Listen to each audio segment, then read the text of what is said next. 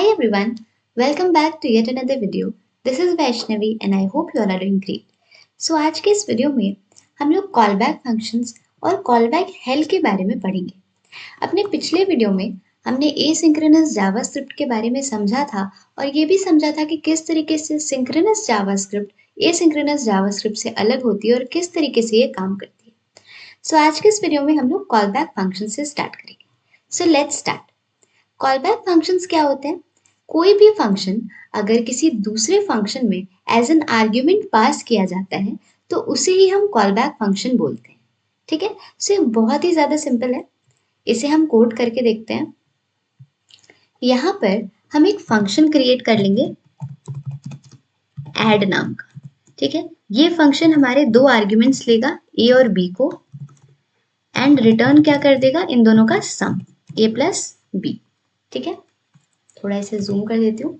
Okay, तो हमने यहाँ पर क्या किया है, एक फंक्शन बनाया है ऐड नाम का जो कि दो आर्ग्यूमेंट्स ले रहा है और इनका सम जो है वो रिटर्न करके हमें दे रहा है। ठीक है, यहाँ पर हम एक और फंक्शन बनाएंगे कैलकुलेट नाम का,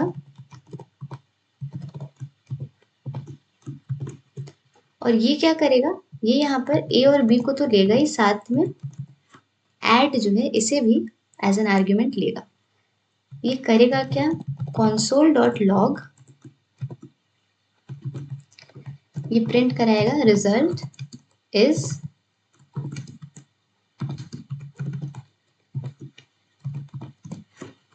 ठीक है।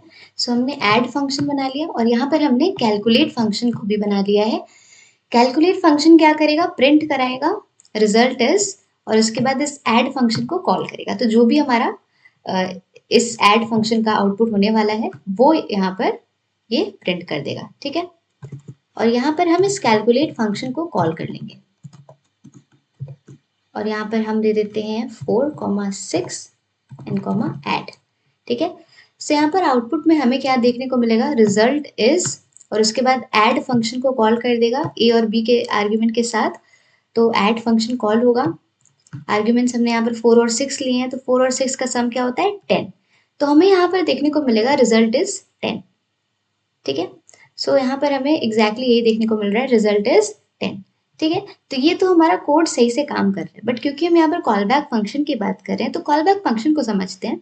तो यहाँ पर जैसे कि ये जो कैलकुलेट फंक्शन है, इस कैलकुलेट फंक्शन के अंदर हमने एक दूसरा function as an argument pass किया है।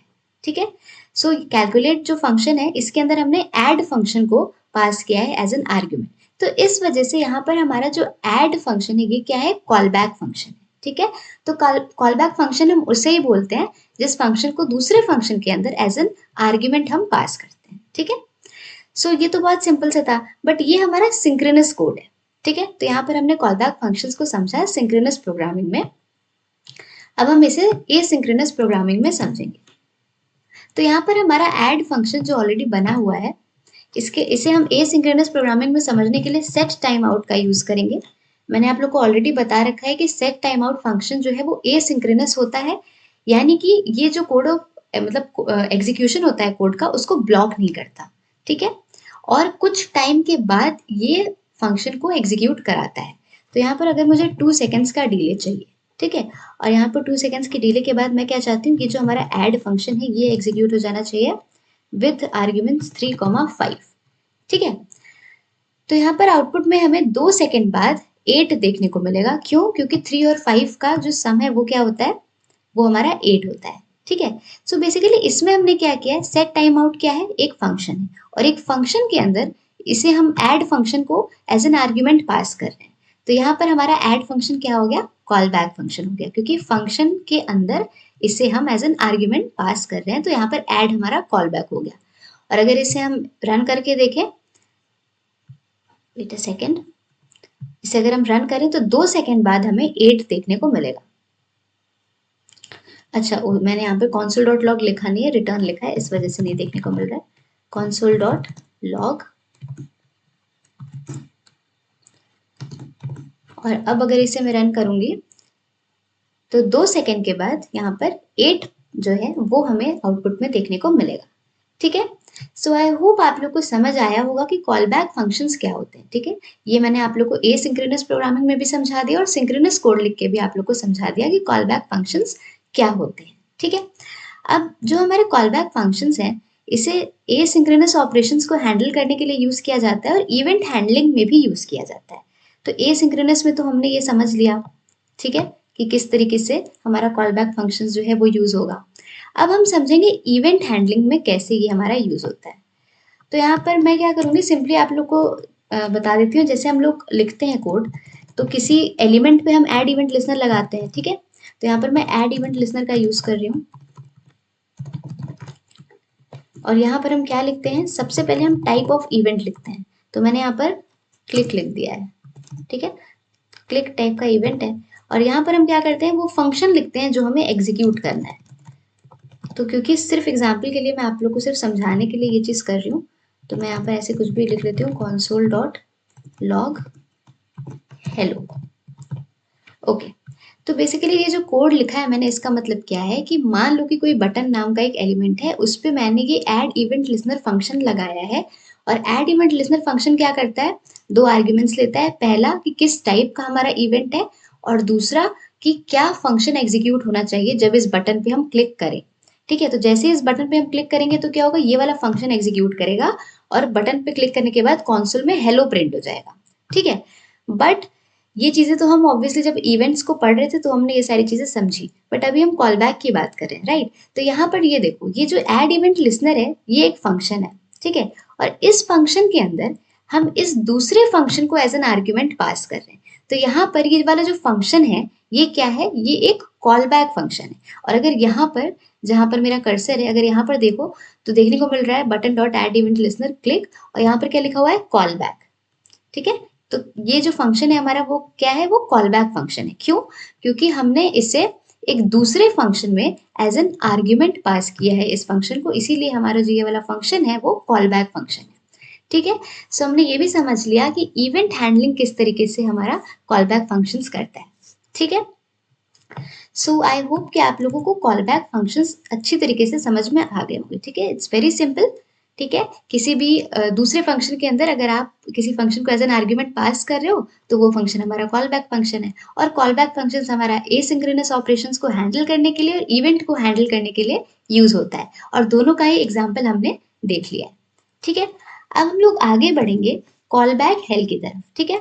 सो कॉल बैक हेल क्या होता है, तो हमारे जो कॉल बैक्स हैं इनके साथ जो सबसे कॉमन इश्यूज है जो आता है वो है कॉल बैक हेल, ठीक है। और इसे हम पिरामिड ऑफ डूम भी बोलते हैं। अब कॉल बैक हेल का मतलब क्या होता है, कॉल बैक हेल का मतलब होता है multiple nested call back functions.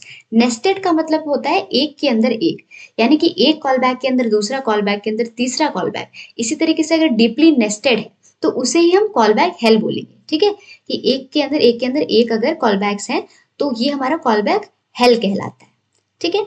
अब इसमें प्रॉब्लम क्या होती है कि ये हमारे कोड को हार्डर बनाता है, क्योंकि जो हमारा कोड है वो काफी ज्यादा कॉम्प्लेक्स हो जाता है, ठीक है। और उसे समझने में काफी ज्यादा दिक्कत आती है, ठीक है। इसे अगर हम कोड करके देखें तो यहाँ पर हम सबसे पहले क्या करेंगे, एक और फाइल बना लेंगे callback hell.html के नाम से, ठीक है।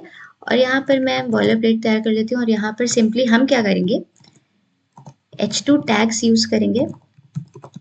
हेडिंग 1 होगी ये हमारी, और इसी तरीके से हम 3 हेडिंग्स लिखने वाले हैं, ठीक है। ये हमारी हेडिंग 2 हो गई और ये हमारा हेडिंग 3 हो गई। इन सब की आईडी दे देती हूँ मैं, इसकी 1, इसकी आईडी हमारी हो जाएगी 2 और इसकी आईडी हो जाएगी 3। तो हमने क्या किया है, 3 हेडिंग्स यहाँ पर ले लिए और इसकी आईडी 1 है, इसकी 2 है और इसकी 3 है। और यहाँ पर एक बटन भी क्रिएट कर लेंगे, ठीक है। बटन की आईडी दे देते हैं btn और इस बटन पे सिंपली बस हम लिख देते हैं क्लिक, ठीक है। और यहाँ पर स्क्रिप्ट टैग का यूज करके जो जावास्क्रिप्ट की फाइल है उसे भी हम ऐड कर लेंगे यहाँ पे, ओके। अब अपने जावास्क्रिप्ट के कोड में आएंगे और जल्दी से हम इन सारी हेडिंग्स को क्या करेंगे, एक्सेस कर लेंगे। So document dot get element by ID 1,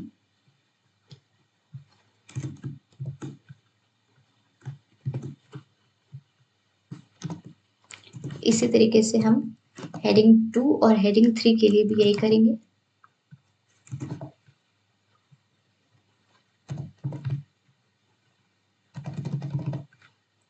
ठीक है, तो हमने यहाँ पर हेडिंग 1, हेडिंग 2 और हेडिंग 3 को उनकी आईडी से यहाँ पर एक्सेस कर लिया है और इस बटन को भी हम यहाँ पर एक्सेस कर लेंगे। ठीक है, document dot get element by ID,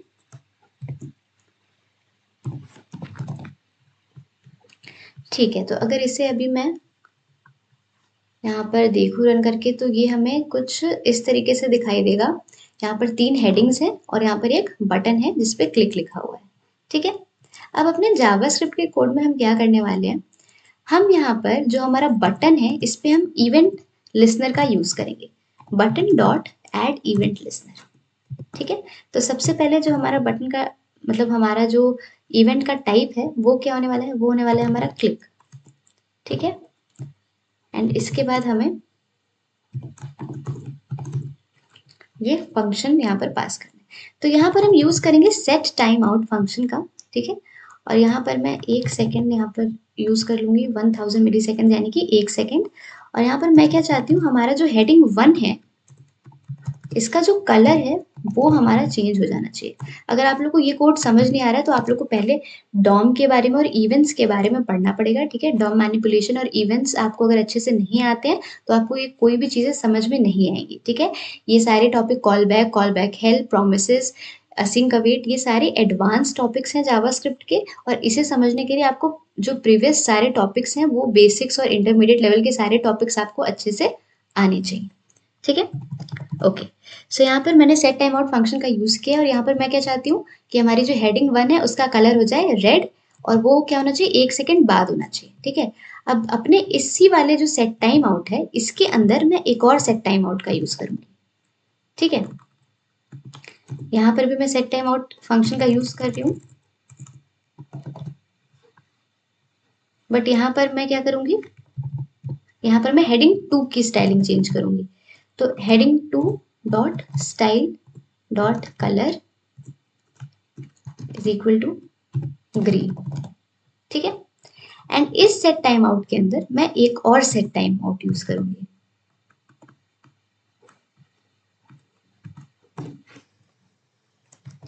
और इसमें मैं क्या करूंगी, जो हमारी हेडिंग 3 है उसकी स्टाइलिंग चेंज करूंगी। Heading 3 dot style dot colour is equal to blue. ठीक है, सो बेसिकली मैं इसे थोड़ा सा आप लोग को समझा देती हूँ इस कोड में मैंने किया क्या है। तीनों हेडिंग्स को एक्सेस कर लिया, बटन को एक्सेस कर लिया, उसके बाद बटन पे मैंने ऐड इवेंट लिसनर लगाया। ठीक है, ऐड इवेंट लिसनर में मैंने सेट टाइम आउट फंक्शन का यूज किया। ठीक है, सेट टाइम आउट के अंदर जो फर्स्ट वाला सेट टाइम आउट है इसमें मैंने क्या किया, अब हमारी जो हेडिंग 1 है उसका कलर किया रेड। ठीक है, जैसे हम बटन पे क्लिक करेंगे तो 1 सेकेंड बाद क्या होगा, जो हमारी हेडिंग 1 है उसका कलर रेड हो जाएगा। और उसके बाद इसी सेट टाइम आउट के अंदर मैंने दूसरा सेट टाइम आउट लगाया है जिसमें हेडिंग 2 का कलर क्या हो जाएगा, ग्रीन हो जाएगा 1 सेकेंड बाद, और उसके 1 सेकेंड बाद क्या हो जाएगा, हेडिंग 3 का कलर जो है वो हमारा ब्लू हो जाएगा। ठीक है, तो ये जो कोड हम देख पा रहे हैं ये क्या है, ये हमारा नेस्टेड कॉल बैक फंक्शन है, यानी कि एक कॉल बैक के अंदर दूसरा कॉल बैक के अंदर तीसरा कॉल बैक। ठीक है, सो इसे ही हम क्या बोलते हैं, कॉल बैक हेल बोलते हैं। जब एक कॉल बैक के अंदर दो कॉल बैक के अंदर, मतलब इस तरह से कॉल बैक के अंदर कॉल बैक के अंदर कॉल बैक होता है, यानी कि नेस्टेड कॉल बैक फंक्शंस को ही हम कॉल बैक हेल बोलते हैं। अब इसमें प्रॉब्लम क्या है, अभी तो हमने सिर्फ 3 कॉल बैक्स लिए हैं। ठीक है, ये हो गया, ये हो गया और ये हो गया। जब ढेर सारे कॉल बैक फंक्शंस हमारे नेस्टेड होते हैं तो उस केस में हमारा जो कोड है वो काफी ज्यादा हार्ड हो जाता है, कॉम्प्लेक्स हो जाता है, रीडेबिलिटी भी कम हो जाती है और कोड का जो फ्लो है उसको समझना भी मुश्किल हो जाता है। और इसे पिरामिड ऑफ डूम भी इसीलिए बोलते हैं क्योंकि ये थोड़ा सा पिरामिड टाइप ऑफ स्ट्रक्चर जो है ये फॉर्म करता है इस वजह से। ठीक है, तो अगर अभी हम इसे देखें यहाँ पर और अगर मैं इसे क्लिक करूं तो 1 सेकेंड बाद रेड हुआ, फिर 1 सेकेंड बाद ग्रीन और 1 सेकेंड बाद यहाँ पर हेडिंग 3 हमारी ब्लू कलर की हो गई। तो एक एक सेकेंड के बाद ये तीनों जो है अपने कलर चेंज कर लिए यहाँ पे। ठीक है, यही था हमारा कॉल बैक हेल्प, ठीक है। और कॉल बैक हेल्प जो है, क्योंकि ये एक प्रॉब्लम है, ये एक इशू है, क्योंकि ये जो कोड है इसे हार्ड बनाता है, कॉम्प्लेक्स बनाता है। इसी वजह से इस कॉल बैक हेल्प की समस्या से, इस कॉल बैक हेल्प की प्रॉब्लम से निकलने के लिए प्रोमिसेस और असिंक अवेट का यूज किया जाता है, ठीक है, ताकि जो हमारा एसिंक्रोनस कोड है वो और ज्यादा रीडेबल बन जाए और बेटर तरीके से एसिंक्रोनस कोड को हम हैंडल कर सकें, ठीक है। So this was all about call back functions and call back help. मैंने आप लोग को कोशिश की एग्जाम्पल के साथ समझाने की। ये सारे थोड़े से एडवांस टॉपिक्स हैं, तो हो सकता है कि आप लोग को एक बार में समझ ना आए। मैं भी जब अपनी मतलब स्टार्टिंग में पढ़ रही थी, मैं जब इन सारी चीज़ों को, तो जब मैंने सीखना स्टार्ट किया था जावास्क्रिप्ट, तो मुझे भी ये सारी चीज़ें एक बार में समझ में नहीं आई थी। मैंने भी 2 बार, 3 बार, 4 बार इन टॉपिक्स को देखा था, नोट्स बनाए थे, फिर खुद से कोड किया था, तभी जाके ये सारी चीज़ें आप लोग को समझ में आएँगी, ठीक है। नोट्स जो है और जो कोड है, वो भी मैं आप लोग को डिस्क्रिप्शन बॉक्स में एक फ़ोल्डर में करके प्रोवाइड कर दूँगी, ठीक है। और अगर आपको कोई भी डाउट है तो आप कमेंट सेक्शन में पूछ सकते हो। तो अगर आपको ये वीडियो अच्छा लगा हो तो please like, share and comment on this video and please subscribe my channel.